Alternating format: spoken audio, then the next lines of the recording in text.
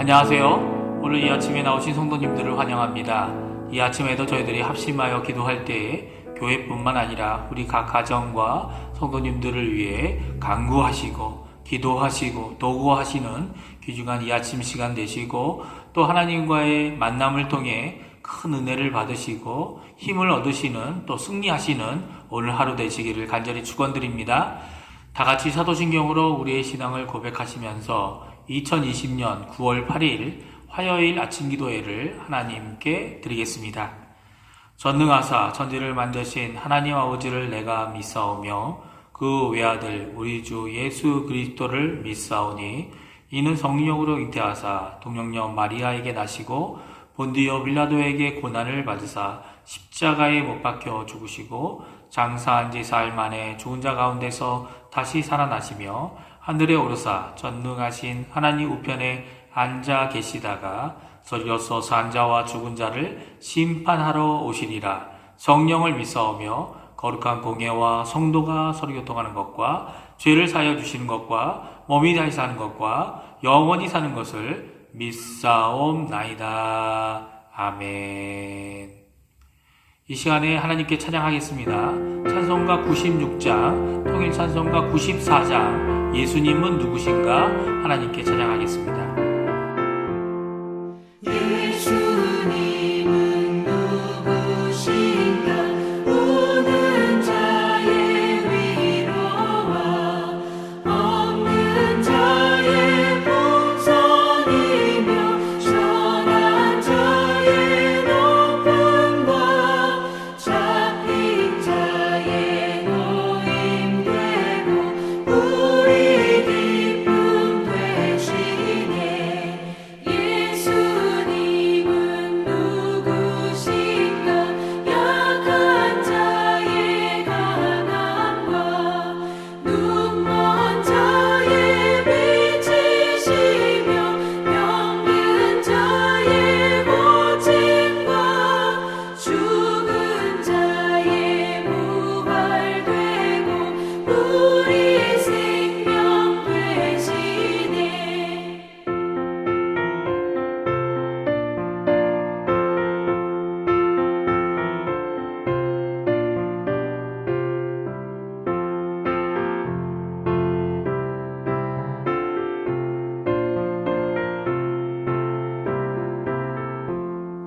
예수님은 누구신가 주한 자의 전함과 죽을 자의 생명이며 죄인들의 중보와 멸망 자의 구원되고 우리 평화 되시네. 예수님은 누구신가 온 교회의 머리와 온 세상의 구주시며 모든 왕의 왕이요 심판하실 주님 되고 우리 영광 되시네. 아멘. 저희들이 세 가지 기도 제목으로 함께 기도하기 원하는데요. 함께 기도하실 때 첫 번째, 교회와 성도님들을 위해 기도해 주십시오.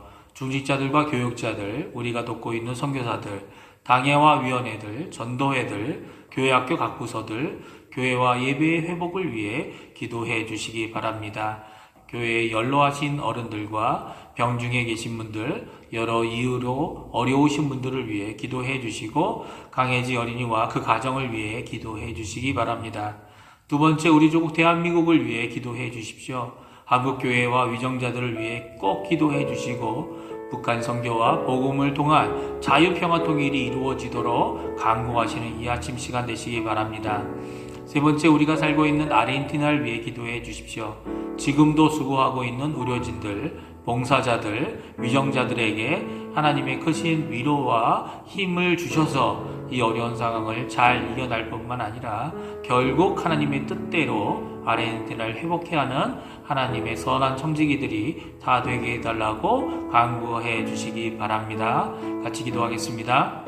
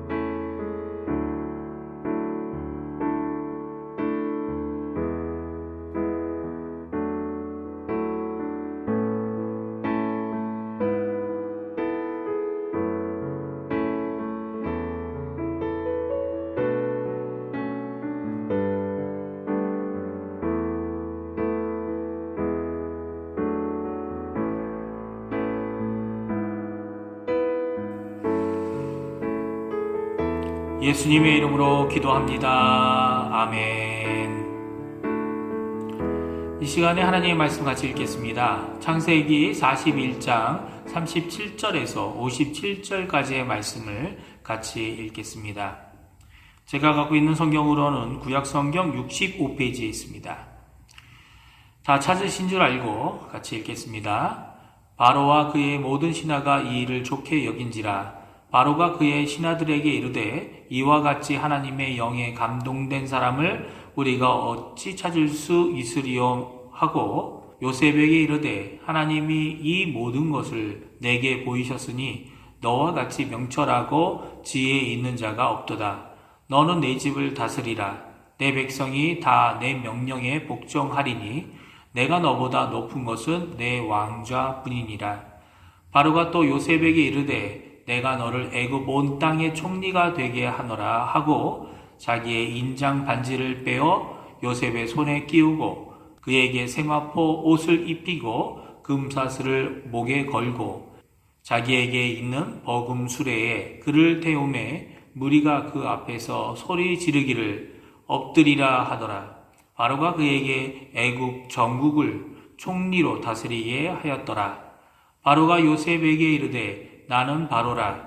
애굽 온 땅에서 내 허락이 없이는 수족을 놀릴 자가 없으리라 하고 그가 요셉의 이름을 사브낫 바네아라 하고 또 온의 제사장 보디베라의 딸 아스낫을 그에게 주어 아내로 삼게 하니라.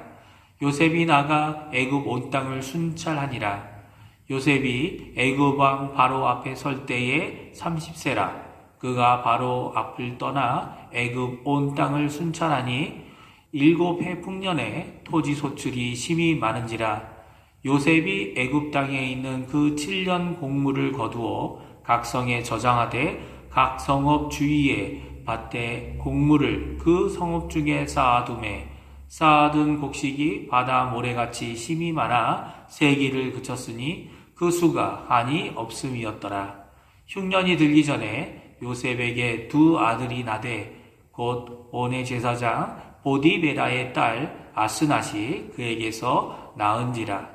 요셉이 그 장남 이름을 므낫세라 하였으니 하나님이 내게 내 모든 고난과 내 아버지의 온 집 일을 잊어버리게 하셨다 하며 차남의 이름을 에브라임이라 하였으니 하나님이 나를 내가 수고한 땅에서 번성하게 하셨다 함이었더라. 애굽 땅에 7해 풍년이 그치고 요셉의 말과 같이 7해 흉년이 들기 시작하매 각국에는 기근이 있으나 애굽 온 땅에는 먹을 것이 있더니 애굽 온 땅이 주림에 백성이 바로에게 부르짖어 양식을 구하는지라. 바로가 애굽 온 백성에게 이르되 요셉에게 가서 그가 너희에게 이르는 대로 하라 하니라. 온 지면에 기근이 있음에 요셉이 모든 창고를 열고 애굽 백성에게 팔세 애굽 땅에 기근이 심하며 각국 백성도 양식을 사려고 애굽으로 들어와 요셉에게 이르렀으니 기근이 온 세상에 심함이었더라. 아멘. 먼저 이 아침에 나오신 우리 성도님들에게 귀한 하나님의 인도하심과 동행하심 또 요셉에게 주셨던 하나님의 형통하심이 가득 넘치시기를 간절히 축원드립니다. 한 번은 제가 이런 질문을 받은 적이 있습니다. 왜 요셉은 7년 풍년이 있는 동안 또 7년 흉년이 있는 동안에도 아버지 야곱을 찾지 않았습니까? 라는 질문이었습니다. 저는 종종 요셉이 겪었던 이 어려움, 가정 안에서의 이 어려움이 사춘기 질풍노도기 시대에 나이였던 요셉이 겪었던 것이고 그뿐만 아니라 그것이 아버지의 편애 때문에 더욱 심해진 형제 간의 갈등이었던 것을 기억하고 있습니다. 그런데 그럼에도 불구하고 요셉이 왜 아버지를 찾지 않았던 것일까요? 오늘 성경에 보면 거기에 대한 해답이 나옵니다. 요셉이 13년 만에 애굽의 총리가 되었을 때 그가 결혼을 하게 됩니다. 그리고 두 아들을 낳죠. 첫째 아들이 누구입니까? 우리가 잘 알고 있는 므낫세이고 둘째 아들은 또 누구입니까? 에브라임입니다. 이 둘은 나중에 요셉과 레위 대신에 12지파의 하나가 되어집니다. 그리고 그들의 이름의 뜻을 살펴보면 요셉이 지금 가지고 있는 마음이 어떤 마음인지 우리가 알 수 있는 것 같습니다. 51절과 52절 말씀인데요. 우리 한번 같이 읽어보겠습니다. 요셉의 그의 장남의 이름을 므낫세라 하였으니 하나님이 내게 내 모든 고난과 내 아버지의 온 집 일을 잊어버리게 하셨다며 차남의 이름을 에브라임이라 하였으니 하나님이 나를 내가 수고한 땅에서 번성하게 하셨다 함이었더라. 아멘. 그렇습니다. 요셉은 므낫세한 삶을 살고 있었고 또한 에브라임한 삶을 살고 있었습니다. 내 아버지의 온 집 일을 잊어버리게 하시고 또한 창대하고 번성하게 하여 그 일로 인해 아버지를 또 형들을 동생 베냐민을 찾지도 않았다라고 고백하는 것 같습니다. 특별히 이 모든 특별한 이유를 하나님께 두고 있죠. 하나님께서 있게 하시고 하나님께서 번성하게 하셨다 말하고 있는 것을 보게 됩니다.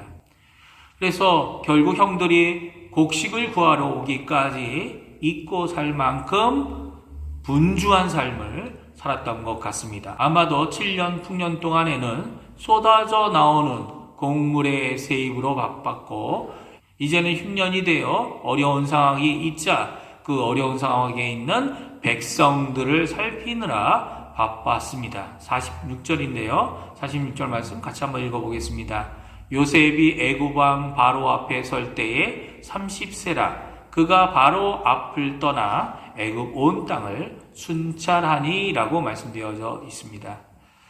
그렇습니다. 그는 30세로부터 시작한 이 총리 일을 위해 애굽 온 땅을 순찰하는 일을 감당했습니다.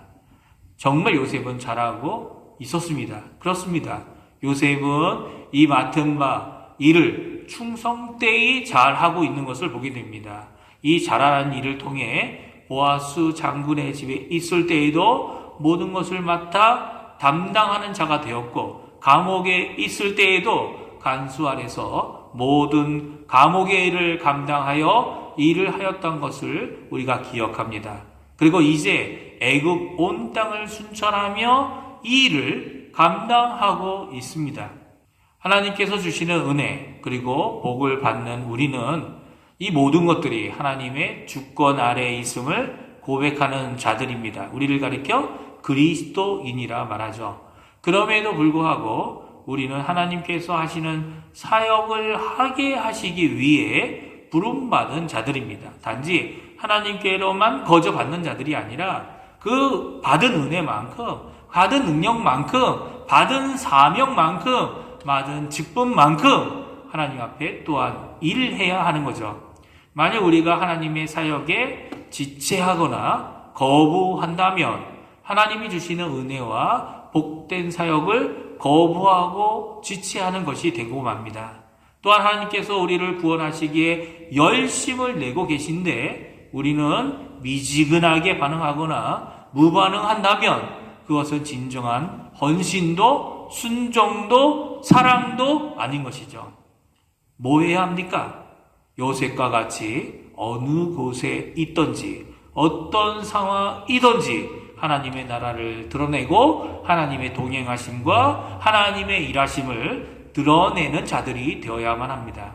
요셉의 특징이 무엇이라고 말씀드렸습니까? 어디에 있든지 주변에 있는 모든 자들, 즉 불신자들까지도 여호와 하나님께서 함께 하셔서 요셉을 형통케 하심을 보았다라고 하는 말씀을 증거하게 하는 분이었습니다.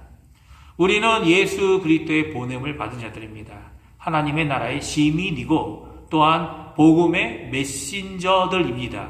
이 일을 감당하도록 주님은 오늘도 우리와 함께 해 주십니다. 그리고 필요하다면 요셉이 경험한 형통함을 함께 하여 주심 가운데 믿는 우리에게 보여주시고 또 믿지 않을지라도 모든 자들에게 보여주실 것입니다.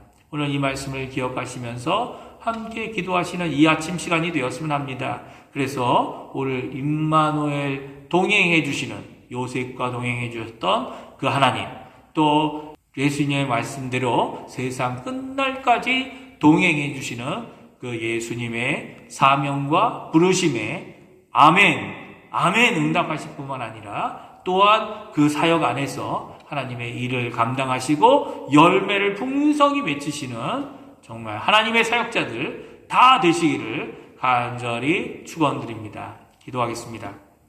할렐루야. 하나님 아버지 감사합니다. 오늘 이 아침에 요셉이 드디어 애굽의 총리가 되어 맡은 그 일을 충성되이 하나님 앞에 이루었음을 오늘 성경을 통해 들었습니다. 하나님께서 주셨던 그 비전뿐만 아니라 하나님이 허락하시는 그 기회를 하나님께 영광을 돌리기 위해 감당했던 그의 모습이 결국 큰 열매와 많은 사람들에게는 구원의 역사를 이루는 귀한 사역이 된 것을 보게 됩니다. 하나님 저희를 써 주십시오. 저희들이 지금 당하고 있는 이 팬데믹 상황 가운데서도 또 저희들이 일하고 있는 직장 가운데서도 또 만나고 있는 많은 사람들 가운데서도 하나님 예수 그리스도를 드러내는 귀중한 믿음의 사람들 되게 허락하여 주시고 예수 그리스도께서 약속하신 함께 하시는 임마누엘의 역사가 우리 가운데 온전히 드러나게 되어 저희들의 어떠함이 아니라